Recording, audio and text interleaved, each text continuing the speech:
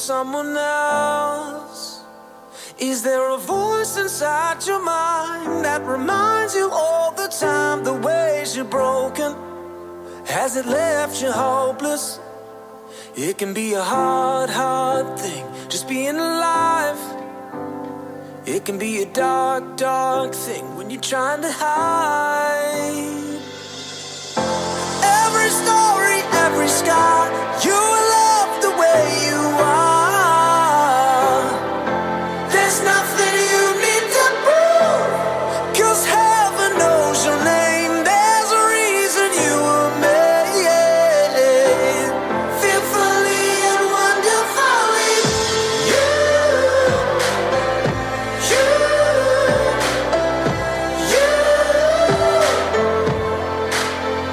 Has anybody told you that you'd never be enough? Has anybody told you that you'd never measure up? Are you just trying to escape, trying to run from all the pain of being human? Can you make it through it? Every story, every scar, you love the way you are. There's nothing you need to prove, 'cause heaven knows your name. There's a reason you were made, fearfully and wonderfully.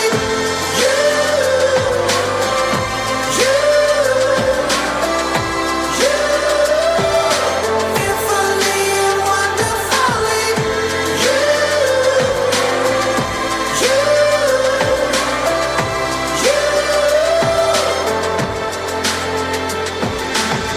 Don't give up, don't give up. He's not giving up on you, not giving up on you. Don't give up, don't give up. He's not giving up on you, not giving up on you. It can be a hard, hard thing, just being alive. It can be a dark, dark thing when you're trying to hide. Every story, every scar, you love the way you are. There's nothing you need to prove, 'cause heaven knows your name. There's a reason you were made, fearfully and wonderfully.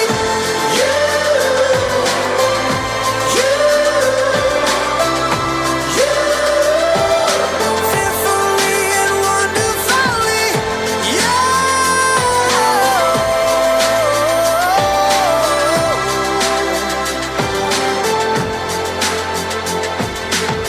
Don't give up, don't give up. He's not giving up on you, not giving up on you.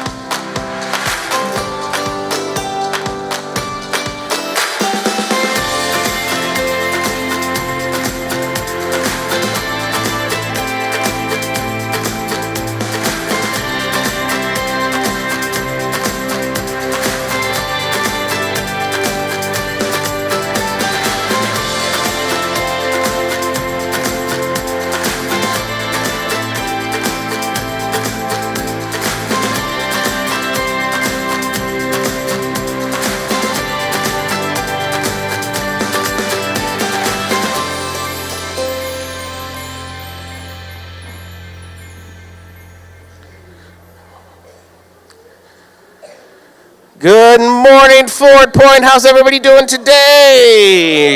Yeah, so good to see you all this morning. If you would be so kind, go ahead and pull out your phones. We use our phones pretty regularly throughout the morning gathering. You can use them to text in questions, but usually with the first couple minutes of each gathering, we like to have a little fun. And this morning, we're going to give you a chance to meet some of our faithful leaders around here and people heavily involved in different things we do. So you're probably familiar with the game Two Truths and a Lie.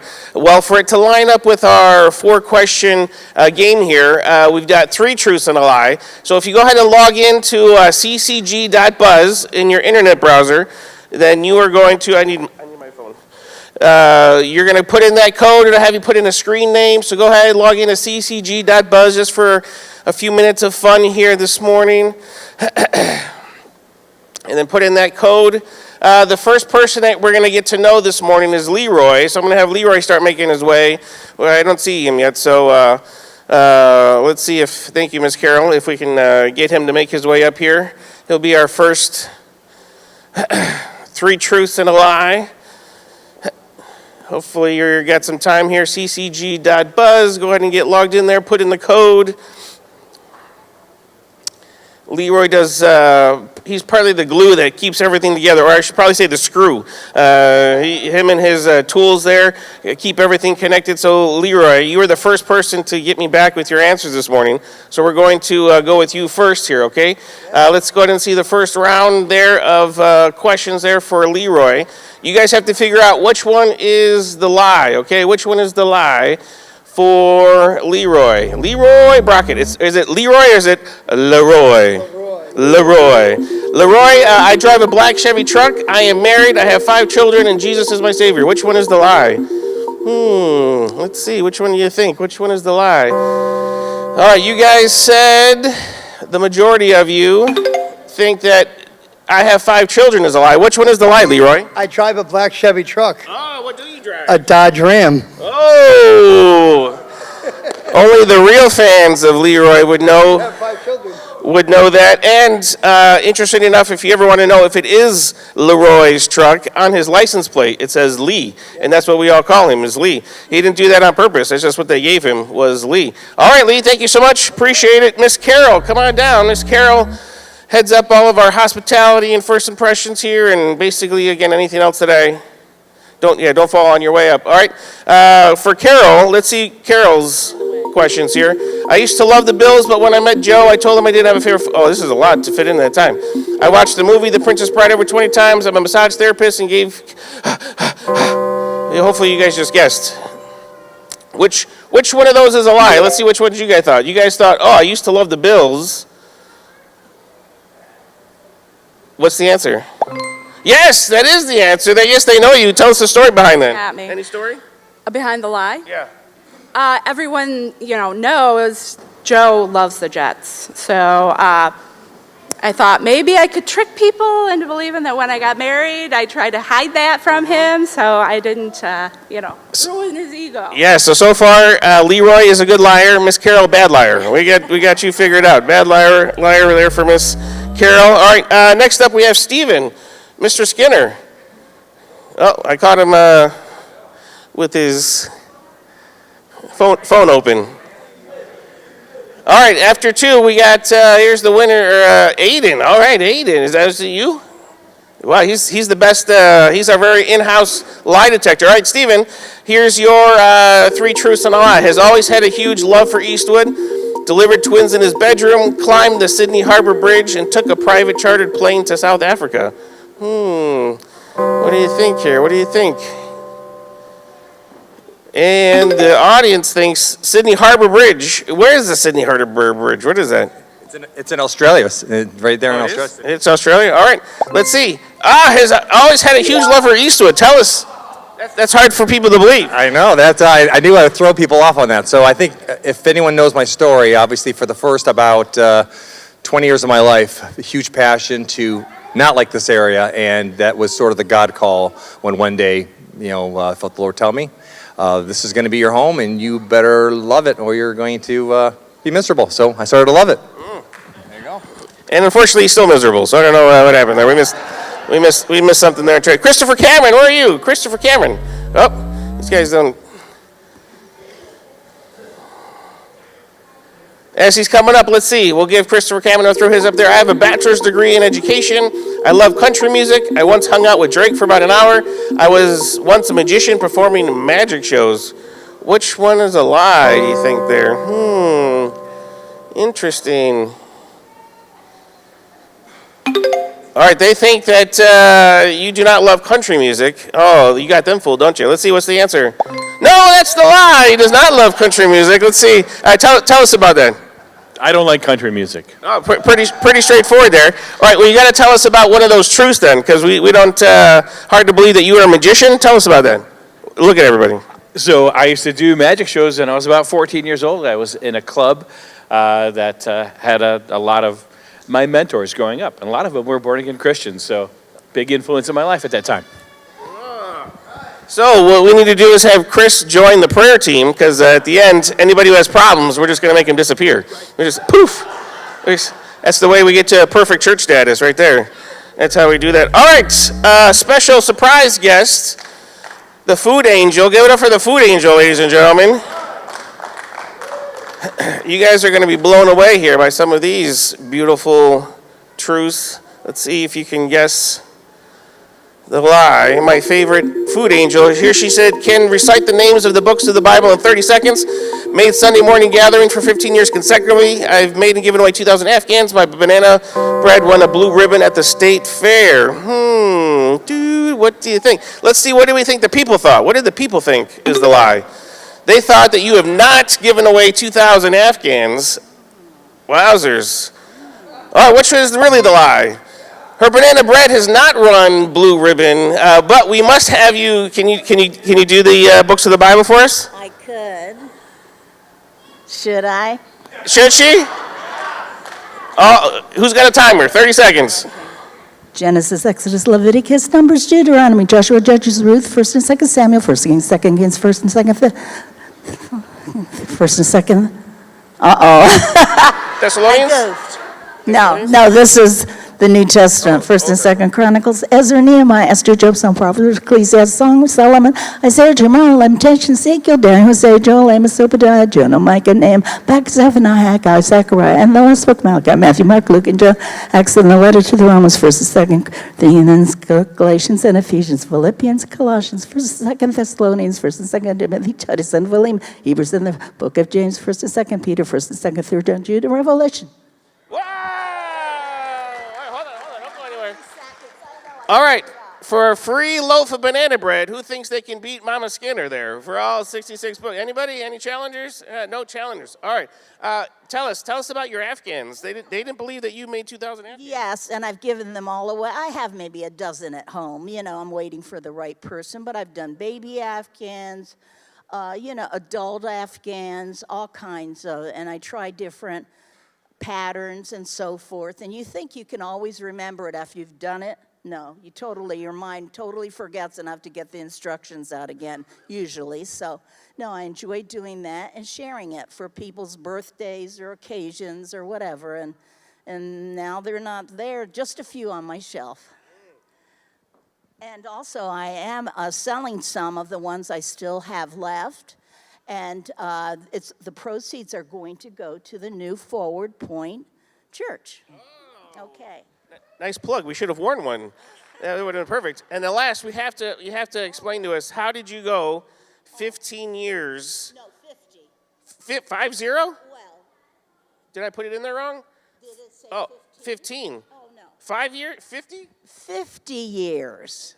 So even when the kids were babies and so forth, every Sunday, whatever church I happened to be serving, I would have Sunday dinner prepared. Usually I will go down the list of everyone in the church, the families or whatever, couples or people, and I wanted to make sure they're all included. Of course, they didn't all come, but if they could, I did, and every single year I'd have a beautiful Sunday dinner, and even though there's only a couple of us around, so to speak, I still have Sunday dinner, and today is pasta primavera. How's that?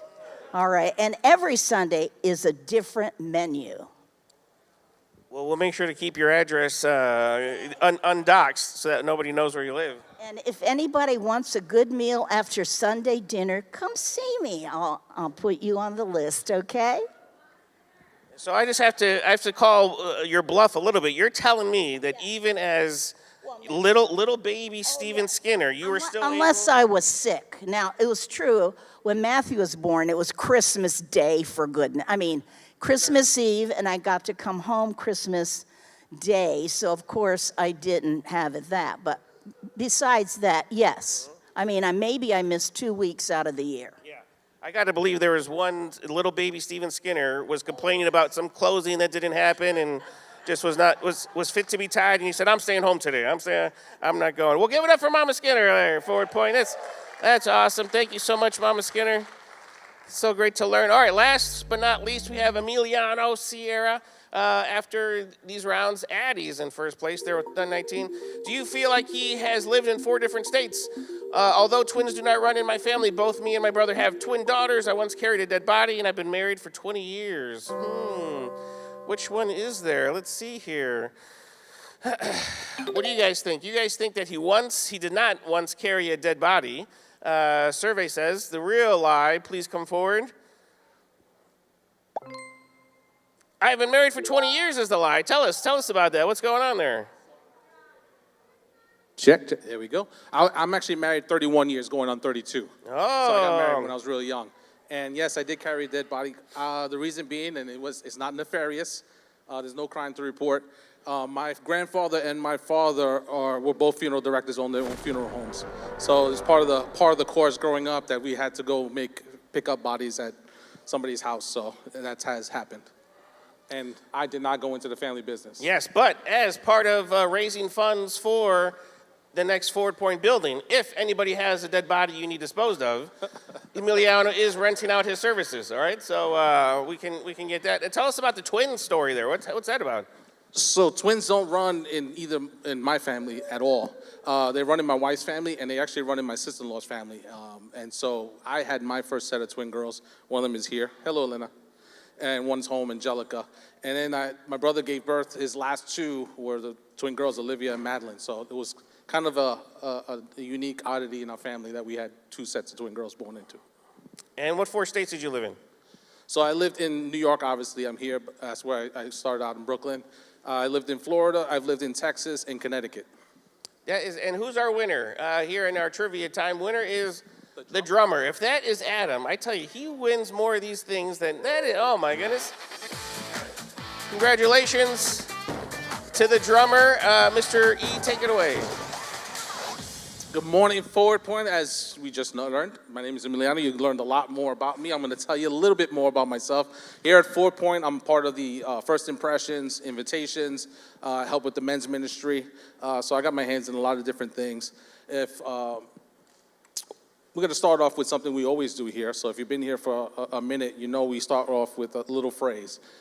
We are a community of faith, hope, and love, and we love helping people find their... Because we believe you're created for a... And what is this last part? Oh my God, I forgot the last part. For a... I know, when in doubt, just yell out purpose. That's what it is. Yes, that's right. I did that on purpose. So if you're new here to Forward Point, we want to give you a very special welcome and thank you for joining us this morning. We're so glad that you're here. We hope at some point you were able to get a free gift at the Welcome Center. No worries if you haven't picked it up. At some point before you leave today, walk out right outside these doors. There's a Welcome Center there. There's people there that will greet you, meet you, talk to you, answer any kind of questions that you want. They're there to help you. There's some wonderful people. Over the next 75 minutes or so, we just want you to feel very comfortable in participating in any which way you feel comfortable in doing it. You can stand, you can sit, you can have some water, you can have some coffee, you can have some popcorn, whatever you feel comfortable. We're just so glad that you're here and participating with us. And I don't know if you can tell, but we like to have fun, we like to have games. All that is geared toward having connections, and we just love here at Forward Point connecting with everybody. And just so if you're new here to Forward Point, one of the good ways to connect with us is texting welcome to 315 883-2213, and I think we have a QR code, so if you can scan that, it actually works. It'll give you a little link. You can answer some questions there, and somebody will get back to you and reach out to you. That's a very good way of getting connected. We love to be part of your story and helping you find your purpose. Other ways to connect with us, I know there's a lot of people who are very into social media, like Facebook, Instagram, Twitter. What's the last one we have? Twitter, Facebook. Yeah, that's about it. Oh, and YouTube, which is what we're streaming on. Whatever your favorite platform is, connect with us. Leave a Google review, like, share that content. That helps those platforms organically share that content. And you never know, it may reach somebody that actually needs to hear a good word, it needs some encouragement, needs a place to connect. It may help them just, find their way here. And lastly, the very best way to connect with Ford Point is the Church Center app. You can download the Church Center app at your local app store. It's great for finding out what events are coming up, getting your info up to date, donations, connecting with life groups, just connecting in general. It's just a very, very, very good app to get in the know of what's going on here at Ford Point. If you happen to miss a Sunday, if you log in, you can go through the events calendar, you can kind of see what's going on. With the events, Party in the Wood, still going strong. Yeah, so those who have made it, yeah, that's right, let's hear it, come on. Yeah, that's right. Party in the Woods have been phenomenal. The music has been really, really good. Conversating with people, we've had inflatable games, the kids love, we've had free food. It's just been an all around, like you said, Party in the Wood. So we're continuing through the month of August. So if you haven't made one out, please make it a point to join us for one of those. Trust me, you will not be disappointed. You'll definitely have fun. Any kids in the house? It is time to release the kiddos. We have Kiwi and Kylie in the back right there, and they're ready for you. And Food Truck Fridays. Who's had food? Who's been to any of the food trucks so far? Few hands, yeah. So this last week we had a Colombian food truck that was really good. The arepas was amazing. They had it in the sandwich I had. It was just phenomenal. This time we have Oompa Loompas, which I think is a great name because immediately Oompa Loompa came right into my mind. So I'm going to remember that. It is a combination. It's like a Filipino, Mexican, Asian fusion truck. So their menu actually looks really, really good. So if you haven't gotten out to one, please join us. And let's continue with our gathering.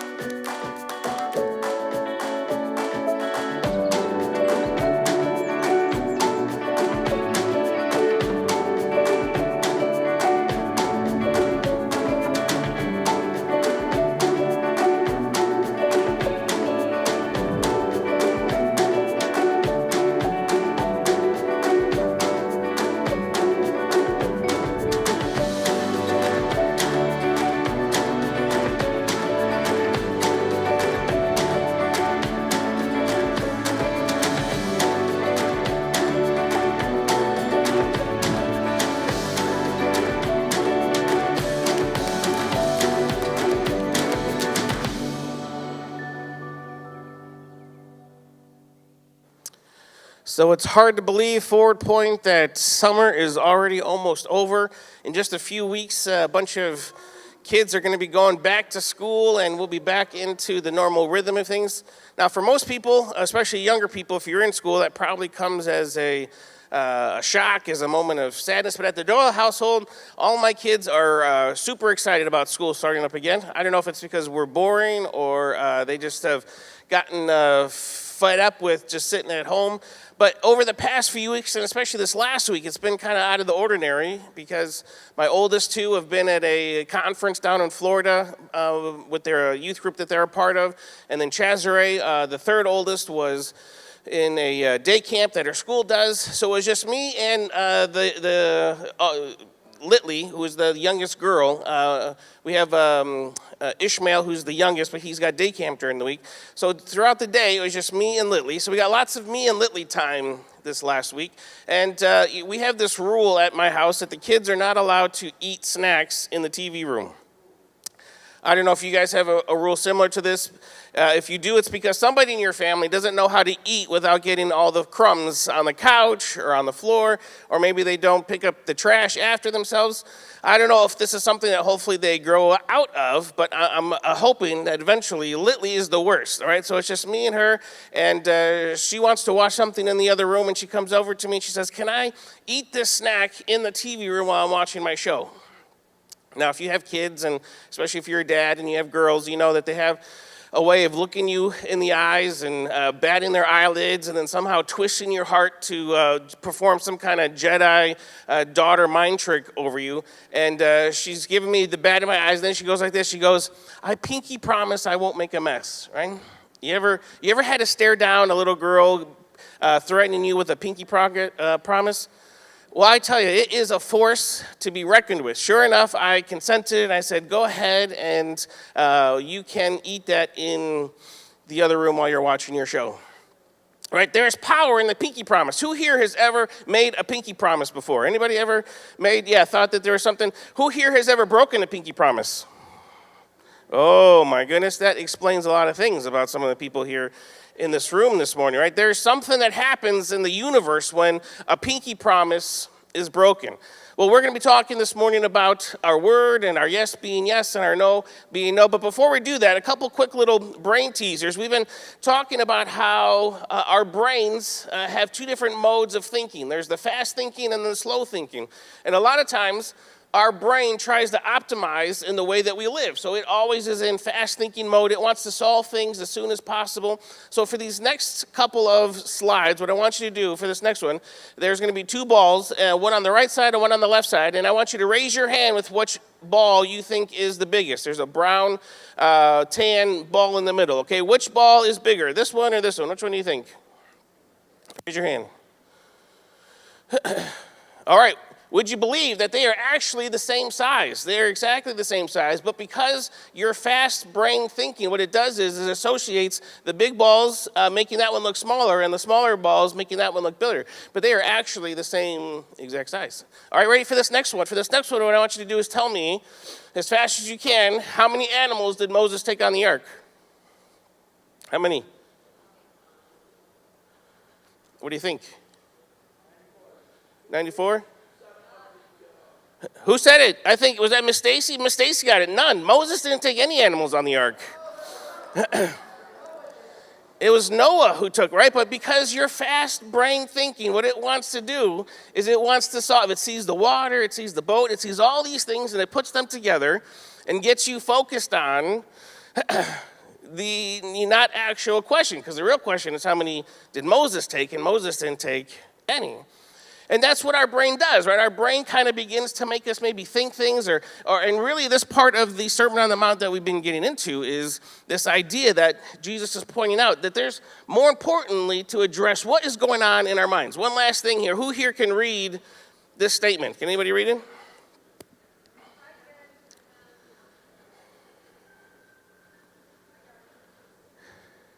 Was there anybody here who couldn't read it?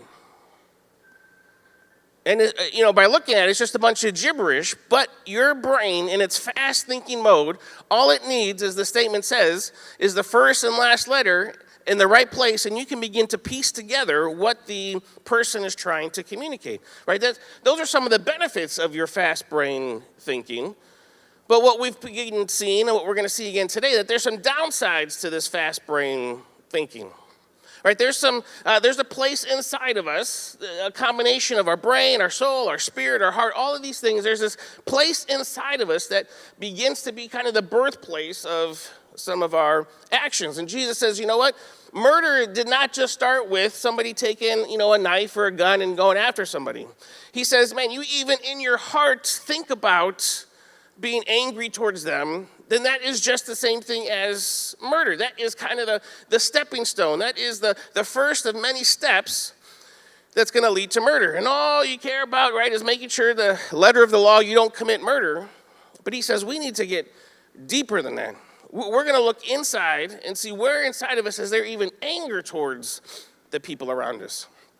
Or he used another example. He said adultery. He says a lot of times, we just assume adultery is this kind of, intercourse with somebody of the opposite sex who's married. But he says you even look at somebody with lust in your heart, inside of you, then it is the same thing as if you were committing adultery. It's not good enough anymore to just not have crossed that physical boundary with your body physically.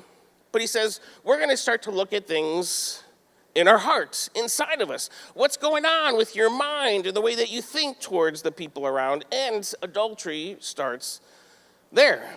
And last week we looked about this idea of divorce.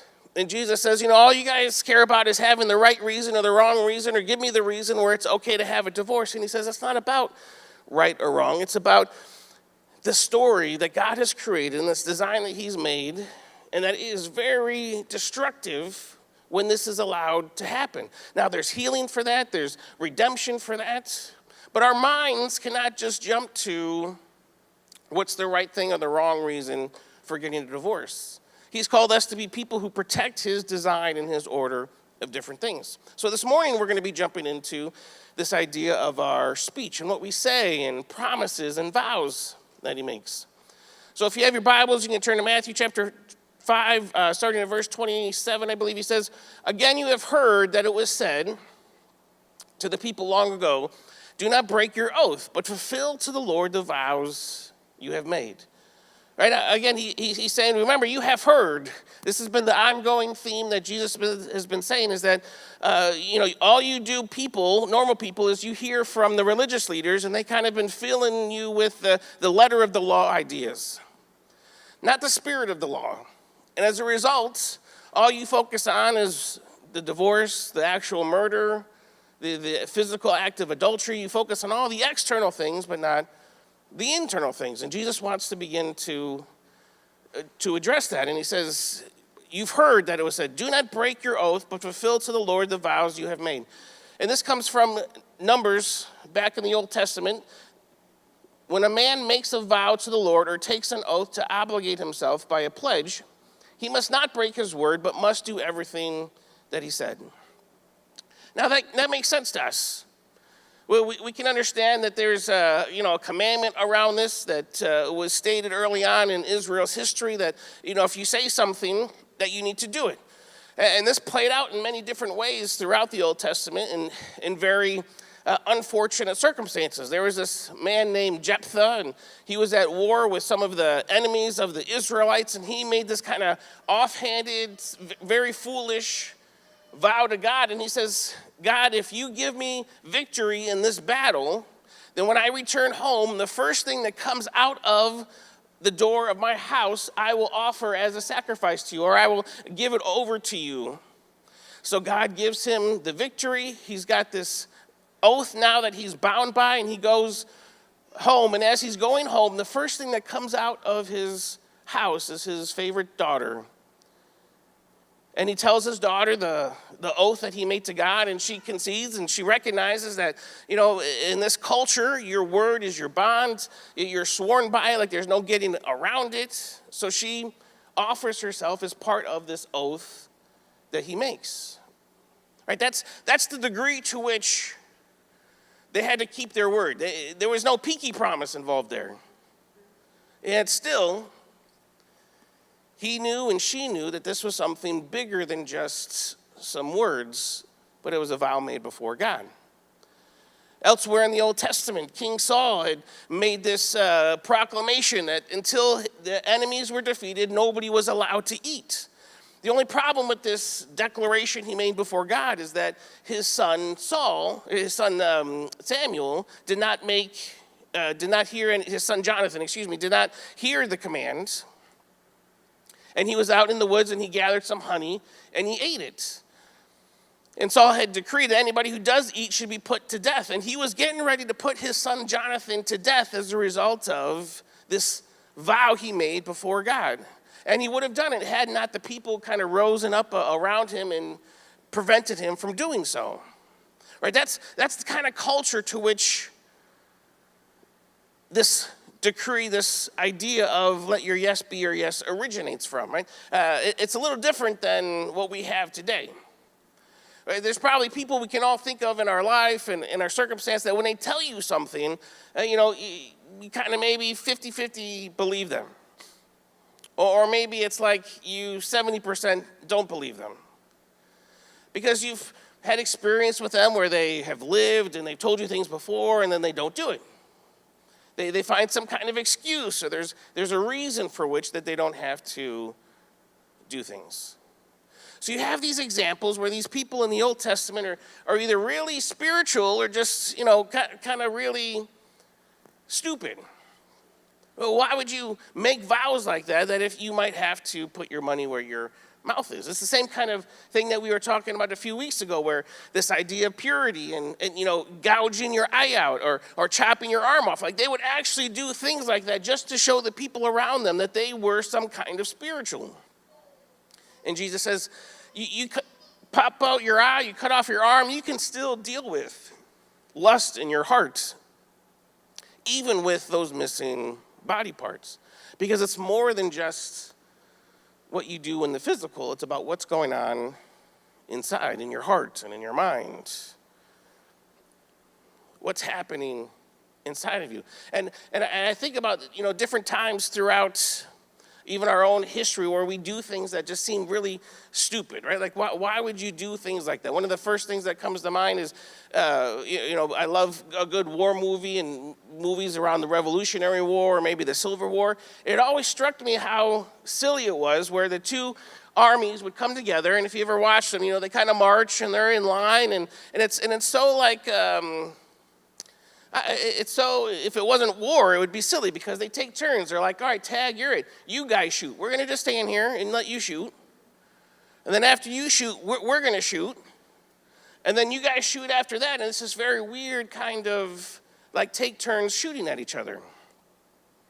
But there's this sense of honor behind it, right? There's this sense of you jump outside of those, and it's almost scandalous. America was one of the first people to kind of invent the term guerrilla warfare, where it's like, I don't want to just march up in line and give you a chance to kill me. So we're going to hide in the trees. We're going to hide in the tall grass, and we're going to be sneaky about it. But up to that point, it was very honorable, the way that we even fought in battles. And for the Old Testament Jews, their word was a sense of honor to such a degree that they would be willing to even sacrifice or consecrate their very children as a result of the words that they said. And again, you kind of compare that to our culture today, and there's quite a bit of a difference. What we say and what we do, it's really not too connected. There usually is some kind of gap. And as Jesus is talking to this crowd, he begins to address this same exact problem that they were having in their culture, because the honor had kind of been removed from people's, what they promised and what they said that they would do, and it just kind of became a show. He goes on, he says, again, you've heard that it was said to the people long ago, do not break your oath, but fulfill to the Lord the vows that you have made. But I tell you, do not swear an oath at all, either by heaven, for it is God's throne, or by earth, for it is his footstool, or by Jerusalem, for it is the city of the great king. You see, what had happened, what it had boiled down to in this age, was that they just started coming up with all sorts of things that they would swear to that would kind of make them sound like that they were being truthful. And whoever kind of landed on top was the one who won, right? They would swear on, I swear by the temple that what I'm saying is true. But then somebody else would come along and say, well, I swear on the gold that is in the temple that what I'm saying is true. And it became less and less about being truthful people and more about a show on who could perform better in their vow making, who could come up with the most valuable, the most spiritual vow. And you guys are probably familiar with this. You ever, talk to someone and they say, man, I swear to God, right? Like at first they tell you something, you're like, oh, I don't know if I really believe you. And they're like, no, I swear to God, or I swear on my mother's grave, right? You ever heard that one before? You ever used that one before? Right, all these different expressions. Maybe if you're a young person, hopefully as an adult, you still don't say this, right? But I cross my heart and hope to die, right? Never say that one? Right, and this is what the people had boiled truth down. It wasn't anymore about what was actually true, but it was about who could come up with the best vows, who could come up with the best oaths, who could make themselves sound super spiritual, and they had lost the honor of just telling the truth. They had no longer earned the respect from the people around them or the cultures around them where, man, what this person says is what they're going to do. And it's really a lost art even in our culture today. You see, in the Old Testament, God was their backer. When they made a commitment, when they made a statement, God was backing it up that what they said was going to happen was actually going to happen. That was kind of the currency, right? Like in our culture, currency originally was backed by gold. You would use these different pieces of paper, and what those pieces of paper represented is that back in some vault, there was some gold that was reflective of. But what do we have today? There's no more gold in the vaults, and now our dollar bills and $100 bills have all these different mechanisms on them to make sure that they're not fake. Because now it's big business to try to come up with fake currency and to spend things that we don't really have. And it's the same for our honor. Also, I swear to God, I cross my heart. I swear on my mother's grave. It's true. And if you've been around people like that, you know that usually the harder that they try, it's more often the more likely are they're not being truthful, right? Again, we're a place where people who have done and dealt with addictions are welcome, and I understand that path. But in that state of addiction, when you're caught, man, you're doing all sorts of things. You're saying all sorts of oaths to try to convince and win the person over that you're telling the truth. And how did we get so far away, so far removed from just what we say as being our word is our bond? And that's what Jesus is trying to address. So this morning, 4 point, what you believe about God is revealed by what you say. Right, when you say, man, I swear to God, or I swear on my mother's grave, right, when you're saying things like that, you're communicating to whoever you're talking with that God isn't the backer of your relational currency, that you're taking control of it, that it's all up to you and what you are saying. Right, well, basically what we're trying to do is we're trying to bully our way through to get this person to believe what we're trying to get them to say, what we're trying to get them to believe, right? Somehow that we can kind of steamroll them over, or, our intent is to keep the truth hidden with these outlandish statements. And this is the culture to which Jesus is talking to. A bunch of people who think we can use just smoke and mirrors and this real big religious words to get people to forget about the real issue, the heart of the matter of what we're trying to say or what we're trying to do. And I think Jesus has this as part of his Sermon on the Mount in a very intentional place, right? Last week was all about divorce. And before divorce, he talks about lusts. So Jesus goes from lust to divorce to now the words that we speak. And I think it's very intentional because both the lust and the words that we speak make for either a unhealthy or healthy marriage. Right, if your spouse can't believe what you're saying or what you're doing, if you're constantly having to try to make these grandiose commitments and statements, then that is setting a very unhealthy and shaky foundation for your relationship. And when the storms of marriage life come, and they will, no matter how much in love you are, it's going to crumble if it's built on just empty oaths and promises. Right, we talked about last week, we spend thousands and thousands of dollars on a wedding day, but don't spend any money on investing in the relationship beforehand. And I've walked with a lot of people through the marriage process, and there's websites that you can go to where you can have all sorts of oaths or vows that we say is part of a wedding, and people choose one based on what they like and what sounds good to them. But all of that is meaningless. All of it is just a big show if the person saying them is not somebody who's honorable or believable or cares that the life that they live matches up with the words that they say. And Jesus is saying, guys, it can't be anymore about who says the cooler thing. It can't be about who's got the trump card that just beats all the other statements. If you're truly going to be my followers, then to the world around you, what you say is a reflection on what you believe about God. And if you're free to just kind of make up all these grandiose statements about, I swear to God, and I swear on my mother's grave, then you're unintentionally making some comments about what you believe about God and who God is. You're telling the world around you some very untrue things about who God is.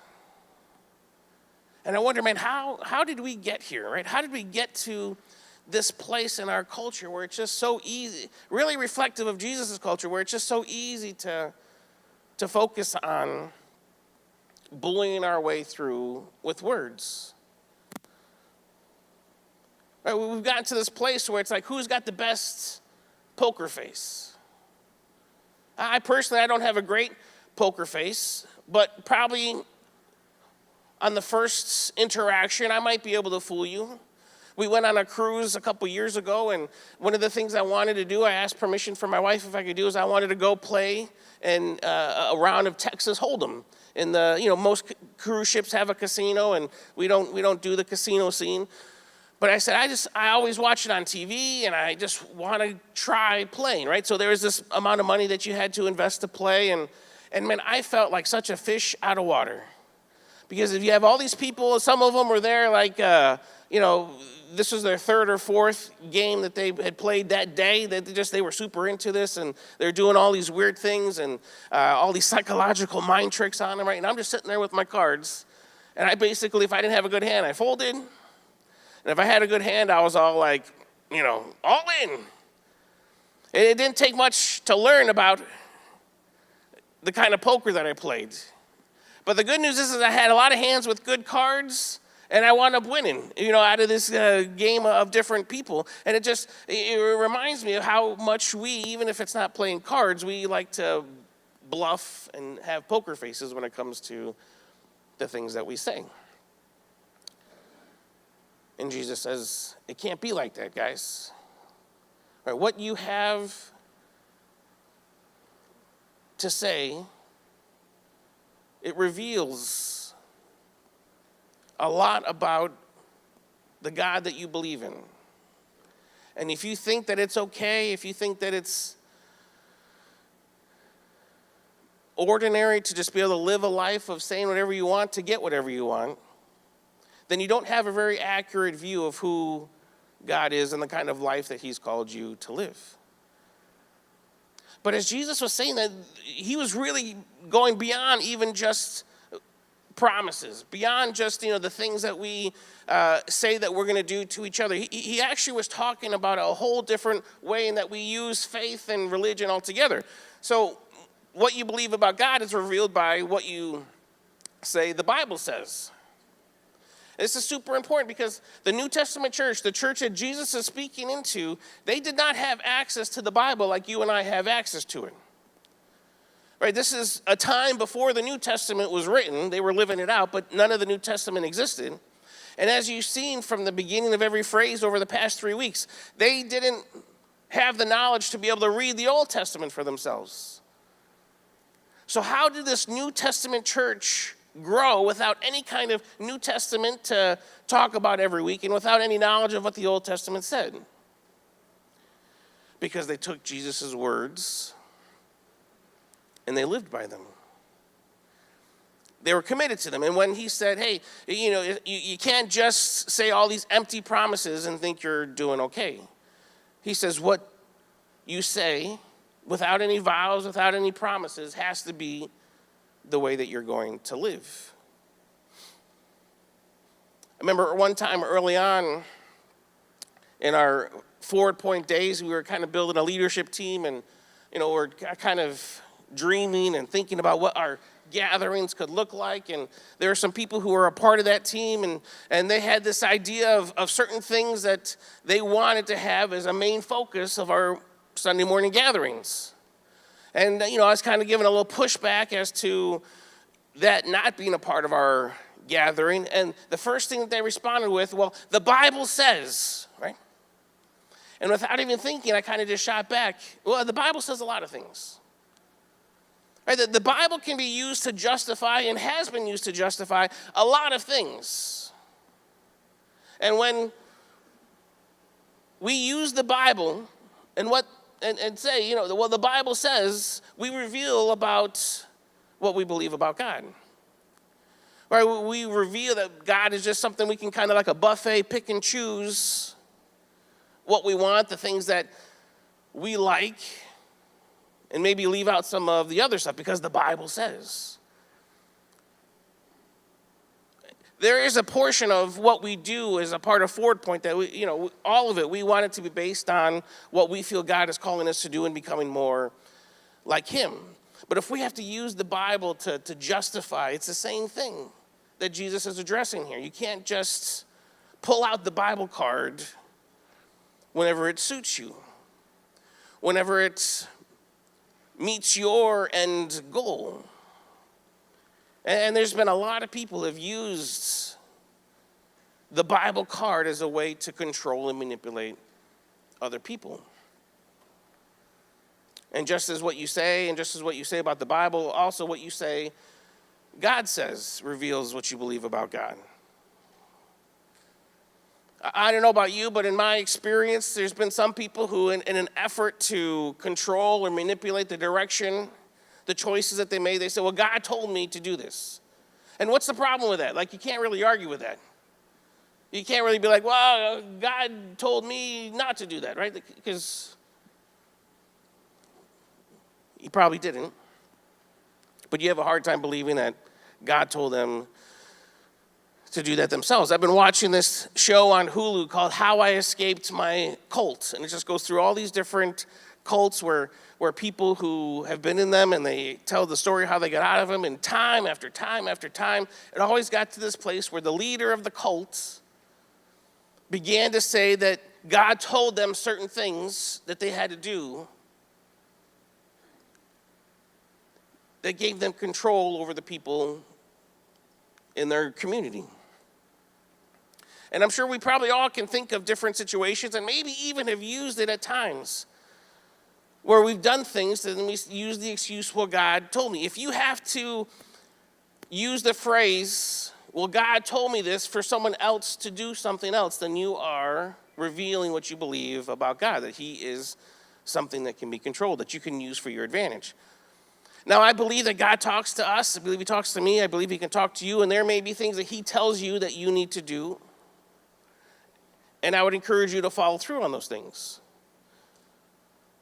But what he does not do is tell you certain things to do that other people have to do. All we have to do is go back to the scripture and we can look at and see if this is something that God has already told us, but there's no new revelations, no new things. And some people have used this to say, God wants me to be happy. That's why I'm leaving my spouse. And that has been an excuse for people to commit some very ungodly actions. So what you say that God says reveals a lot about what you believe about God. This became super real to me this last week as Lily and I are having this time together, just the two of us. And if you hadn't smelt it or heard, this last week we had some sewage issues over at Love Handles. So the morning of, we're over there and we're trying to figure out what we're going to do about this sewage problem because it smells pretty bad. And it's just Litley and I. So Litley comes over and she is just, she's pulling my arm. She's like, Dad, it smells terrible. We need to leave. I can't stand here anymore. And this is what, it gets to a point where this is what she says. She comes over to me. She pulls me on the arm. She says, Dad, Jesus told me we need to leave. Right, little 6-year-old Litley, right, knows that she can pull out the Jesus card and that should give her some clout, right, to what she is saying. And at 6 years, it's kind of innocent, it's kind of funny, right? But at 42 years, at however old years you are, however old years are the person that uses it, it gets to a point when you're using those words, it's revealing a lot about what you believe about God.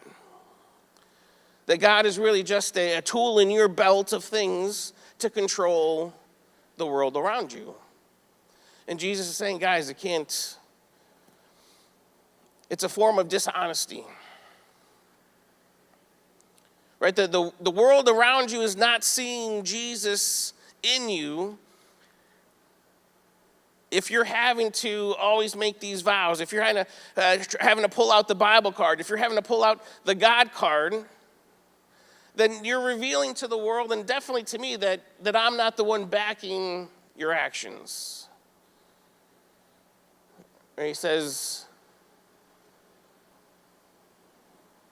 and do not swear by your head, for you cannot make even one hair white or black, or you can't even grow another hair for some of you. All you need to say is simply yes or no. Right? If you can't live your life, if you can't communicate and interact with people without just being able to have your yes mean yes and your no mean no, then there's a good chance that your life is not reflective of the kind of life that Jesus is calling us to. Because he says, anything beyond this comes from the evil one. When you have to go into any kind of detail beyond just your yes being yes or your no being no, he likens it to having to be, and it's coming from the evil one. Basically, he's picturing everyone back to the garden. He says, remember in the garden? I had made some statements. I said, you can eat from any tree that you want to, but don't eat from this tree. And Eve is out looking around, and the serpent comes, and what does the serpent do? Did God really say that? Are you sure that's what God said? Are you sure that God has your best in mind? And any time that you go beyond just your yes and beyond just your no, then the enemy is actively working in you and through you to repeat the same old lie that he used back in the garden. God can't really be trusted. If you just rely on God, man, the people around you, they're going to think you're crazy. They're never gonna trust you. You're never gonna be able to be who God called you to be unless you take this little shortcut. Just this little slight change in your phrasing, and it's gonna provide all sorts of control for you, and you'll be able to get people to do all sorts of things for you.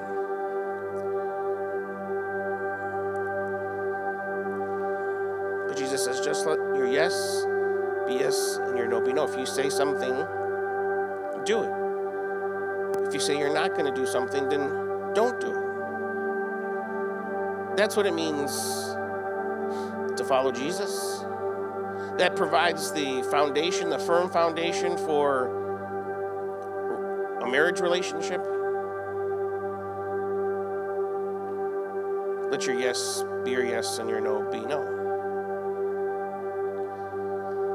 Now, one of the reasons that those have become so effective in controlling people, what the Bible says and what God says, is because for most of us in 2025 and for the past hundreds of years, it's just been okay for your faith to be once a week on Sunday morning hearing from somebody up on the stage.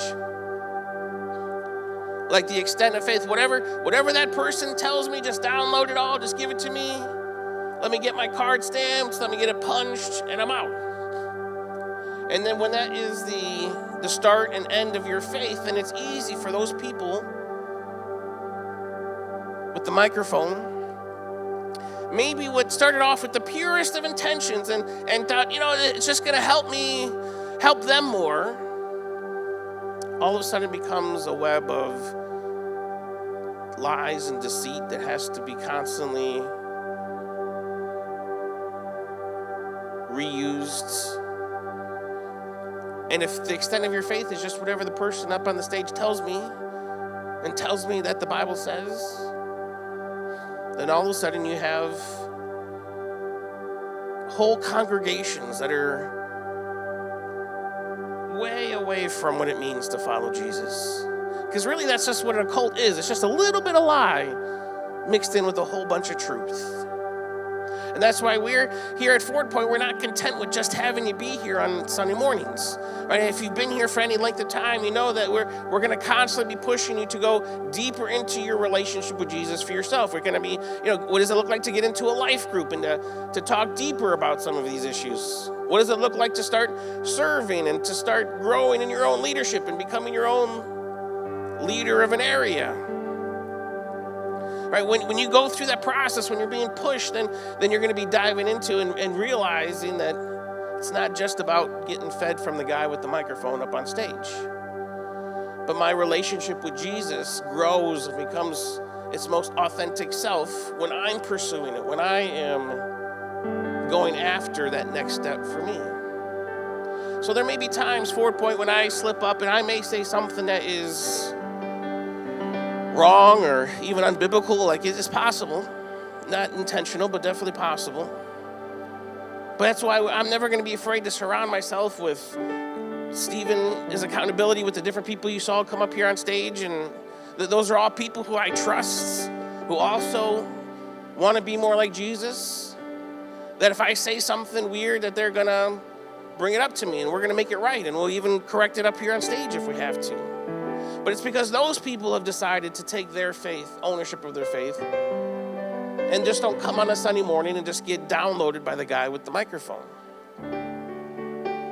So part of our strategy to bust into Eastwood and to Central New York with this relationship with Jesus that changes lives, it's going to happen by us just having a lifestyle of what we say is what's going to happen. What we say is not going to happen is not going to happen. They can take to the bank our words, because Jesus is the backer of our words. And to do anything else would be dealing in counterfeit currency. We may make mistakes, and that's okay. But we're going to keep short accounts, and we're going to bring those mistakes to the light so that we can, as honestly and as pure as we can, let our yes be yes and our no be no. God, I'm so grateful that we can take to the bank all 66 books that Mama Skinner recited so amazingly fast. All 66 books are words that we believe with all of our heart, inspired by the Holy Spirit. So we're going to build our lives around those words.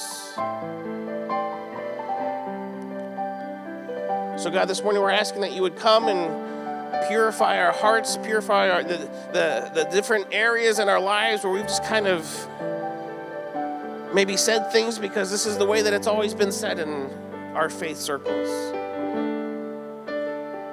We're quick to bust out the Bible card and the God card, and God, this morning we want to just come back to a place where our yes means yes and our no means no. No more having to swear to God, no more having to risk our mother's lives anymore. But God, that we would just be a people that what we say is what's going to happen. And what we say isn't going to happen, doesn't happen. Because that's the bar that you set for us, not how fancy we can be with our vows and our commitments and trump cards that we can use to silence the people around us. But God, to be the people on the outside that we are on the inside. and to be the people on the inside that we are on the outside. And as those two become closer and closer to more like you being one, then the need for all those other things fade away. The need to justify, the need to defend ourselves, all of that else just goes away. Because we know who we are in you and who you're calling us to be. And that's all that matters.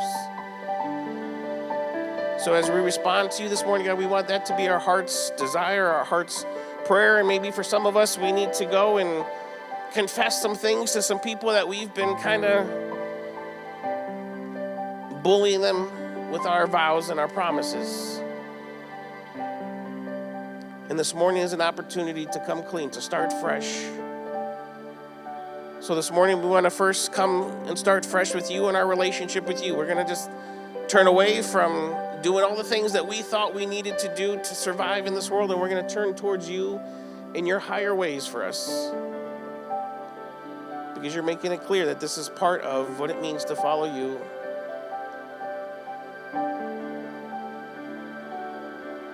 So help us to respond to you this morning.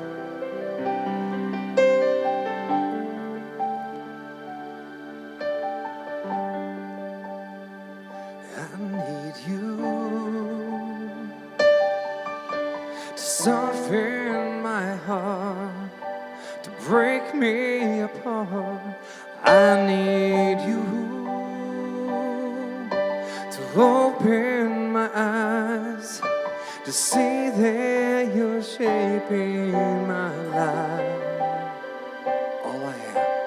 All I am, I surrender. Give me faith, oh, to trust what you say, that you're good and your love is great. I'm broken inside, I give you my life.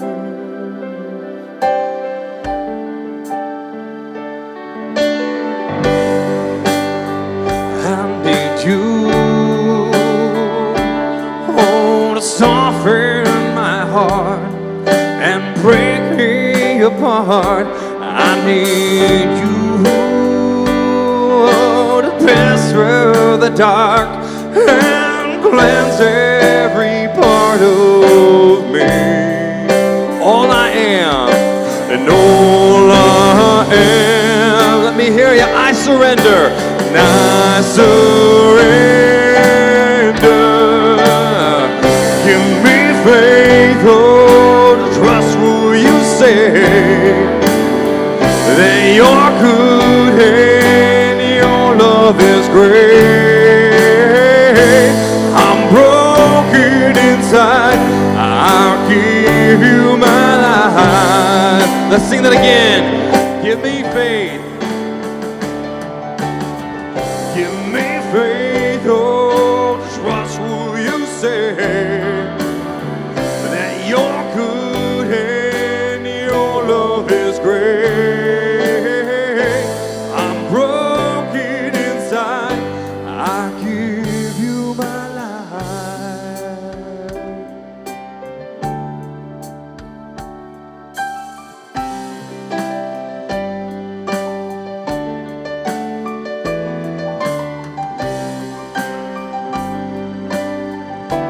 'Cause I may be weak, 'cause I may be weak, but your spirit's strong in me. My flesh may fail, my God, you never will. 'Cause I may be weak, but your spirit's strong in me. My flesh may fail, but my God, you never will. 'Cause I may be weak, but your spirit's strong in me. My flesh may fail, but my God, you never will. 'Cause I may be weak, oh, but your spirit's strong in me. My flesh may fail, but my God, you never will. Give me faith. trust what you say. That you're good and your love is great. I'm broken inside. I give you my life. Give me faith. Give me faith. Oh, to trust what you say. That you're good and your love is great. I'm broken inside. I give you my life. I give you my life. I give you my life. I give you my life. I give you my life.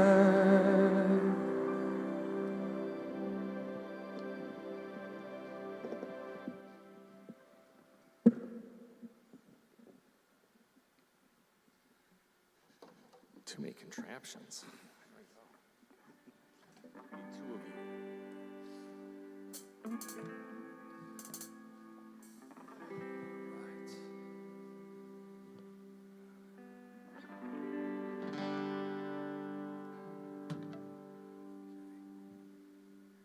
Don't want any wardrobe malfunctions. Be bad. No Janet Jackson today. All right, here we go.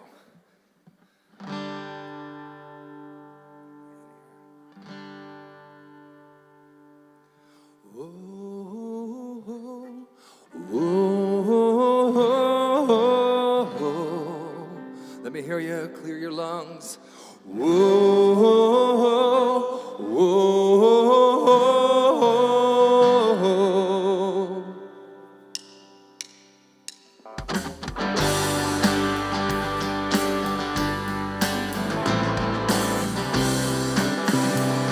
Let me hear you.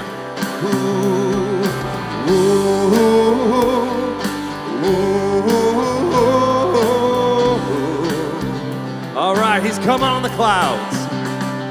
He's coming on the clouds. King of kingdoms will bow down. And every chain will break. Broken hearts declare his praise. But who can stop the Lord Almighty? Our God is a lion, he's a lion of Judah. He's roaring with power, and he's fighting our battles, and every knee will bow before him.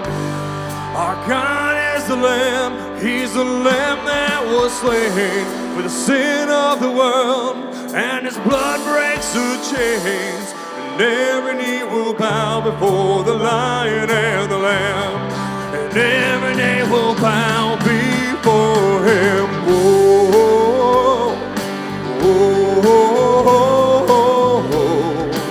Let me hear you, church. Whoa,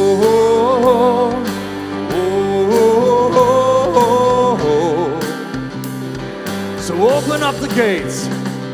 So open up the gates. Make way before the King of Kings. Our God who comes to save, is here to set the captives free. But who can trust the Lord Almighty?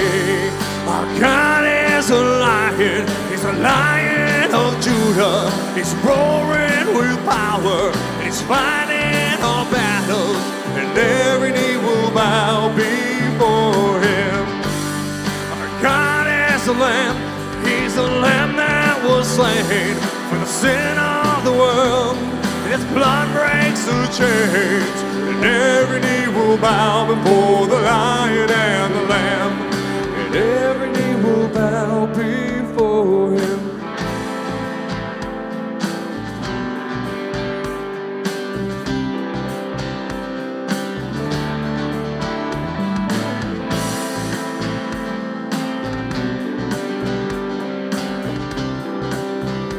All right, who can stop? Who can stop the Lord Almighty? Almighty? Who can stop the Lord Almighty? Who can stop the Lord Almighty? Who can stop the Lord Almighty? And who can stop the Lord Almighty? And who can stop the Lord Almighty? And who can stop the Lord Almighty? And who can stop the Lord?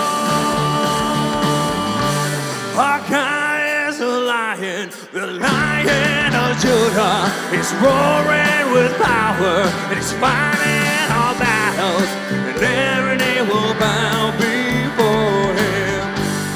Our God is a lamb, he's a lamb that was slain for the sin of the world, and his blood breaks the chains, and every knee will bow before the Lion and the Lamb, and every knee will bow before him. Oh, oh, oh. Hear the sound from heaven. Oh, a mighty rushing wind. Oh, oh, oh. We're calling for revival. God, let your fire burn again. It's burning in my soul. Oh, it's burning in my soul. There's power. There is power. There's power. Here in this hour, this hour. We're all together, together. We're waiting here His word. Yeah. And oh, oh, oh, hear the sound from heaven. Oh, oh, oh, a mighty rushing wind. Oh, oh, oh, we're calling for revival. God, let your fire fall again. It's burning in my soul. Oh, it's burning in my soul. All your sons and your daughters, dreaming the dreams of the Father, seeing the signs and the wonders of the kingdom of God. Yeah, and oh, oh, hear the sound from heaven. Oh, oh, oh, a mighty rushing wind. Oh, oh, oh, we're calling for revival. God, let your fire fall again. It's burning in my room. Oh, oh, hear the sound from heaven. Oh, oh, oh, a mighty rushing wind. Oh, oh, oh, we're calling for revival. God, let your fire fall again. It's burning in my soul. Oh, it's burning in my soul. I cannot contain this fire inside. I cannot contain, so let it shine. I cannot contain this life of mine. Let me hear you. It's burning in my soul. Hear the sound from heaven.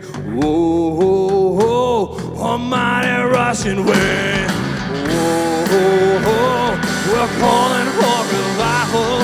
God, let your fire fall again. It's burning in my soul. Hear the sound from heaven. Oh, oh, oh, a mighty rushing wind. And oh, oh, oh, we're calling for revival. God, let your fire fall again. It's burning in my soul. Oh, it's burning in my soul. There is power. There is power. There's power. Oh, here in this hour, this hour. We're all together, together. Oh, we're waiting here as one, waiting. Oh, we're waiting here as one. Oh, we're waiting here as one. We're waiting there is one.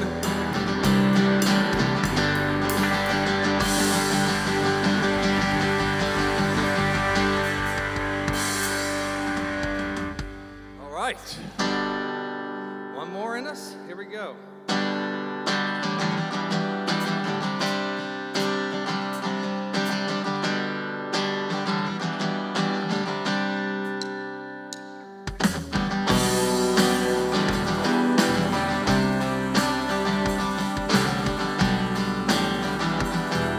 All right, not gonna wait.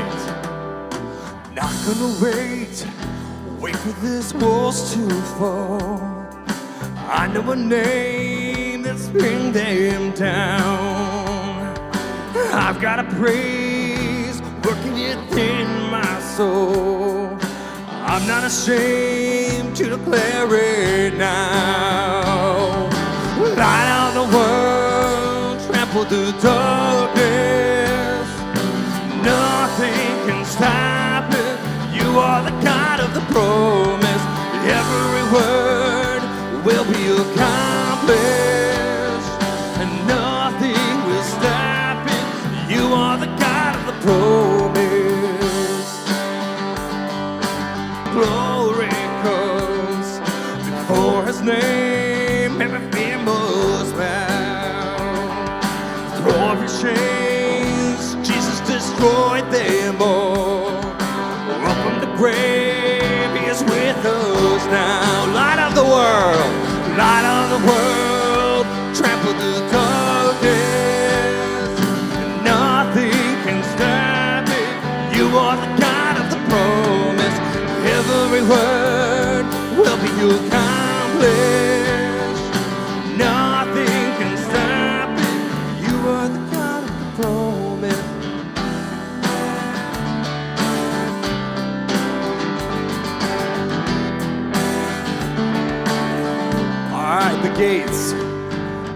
The gates of hell will never stand a chance.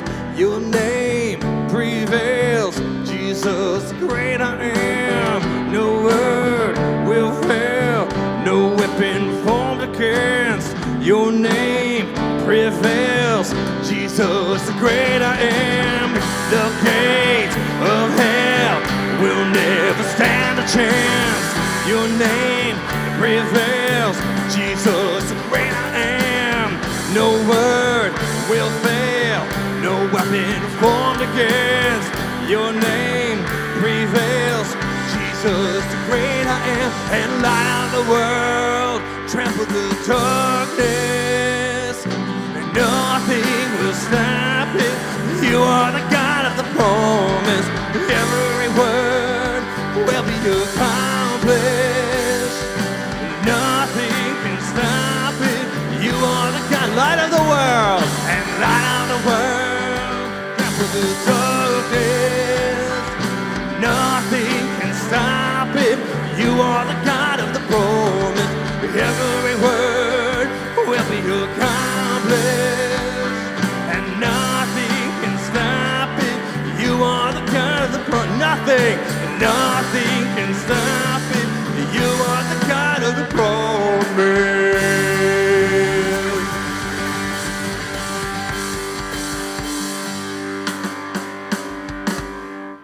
Yes, He is. 4 Point, if you're looking for next steps, if you've been here, whether it's one time or 50 or 100 times, and you just haven't taken that next step, I just want to encourage you. We do have multiple ways to do that. We do have a prayer team that's in the back. We have a welcome team that's right outside these doors. We have the Church Center app. I mean, there's so many ways to get connected. We have the digital connection card. That's all we really want to do is we just want to connect with you and be part of your story. Just as a reminder, as we said in the very beginning of the gathering, we have Party in the Wood that's coming up on Thursday from 6 to 8, and we have Food Truck Friday. So hopefully you can come out and you can see us there and enjoy some good food and some good people. Things like the food truck and Party in the Wood and so many other things. We have the next building phase that's coming up. These are just next chapters, and we're just finding new ways to really bridge into the community just to help those that are around us in our world right here. And it's so important to make those connections and just to show people that there is a better way. There is hope in this world. And that's all we want to do. So if you really want to support that, there's 4 ways you can do that. You can do it in person. We have a Joy Box that's located right in the back. You can do it by texting any amount to 84321. You can do it on the Church Center app. You can give online at www.forwardpoint.org/give. Anything that you provide for us, it just goes out, right back out, just so you know. I've been to many places where sometimes you don't see that. You're wondering where's this donations go. Here you kind of see it, and that's what I've always loved about Forward Point. There's applicable love here. So I think we have a meter. That's going to show. Wow, look at that. Up 30%. We're getting there. We're getting there, Forward Point. Thank you so much for those who have given, and keep sowing into that. Trust me, it's going to bear really good fruit. If you want, we have right outside these doors, we have Baking for Bucks. We have Mama Skinner, and we have Lois. They have some good treats. So on the way out, if you see something you like, grab it. All those proceeds go directly to the building fund. So, as I mentioned earlier about ways to connect, we have a prayer corner. We have people that are out there faithfully after each and every gathering. If you have something burning on your heart, whether it's for yourself, whether it's for family, for somebody else, connect with them. I've prayed with them, and they have wonderful faith to kind of stand with you and pray. It does wonders. So before you leave, please don't leave if you need prayer. I say it all the time. I love this venue. It's beautiful if you look around. Palace Theater, although I'm looking forward to the next phase, I do enjoy this phase as it's coming to a close. But it's a beautiful venue. We like to get it back and give it better than what we received it. So we like to clean it up and get it ready for other events that take place during the course of the week. So many hands make a light work. If you can help us out, right outside these doors is a closet. Somebody will be there to tell you, hey, this is what we need. Any help, we deeply appreciate it. And if you came with a kid, leave with a kid. I say it all the time. But you can check your kids upstairs. Check them out upstairs. As you leave, we have Sunday Fun Day. So enjoy a treat on the way out. Forward Point, enjoy the week, and God bless you.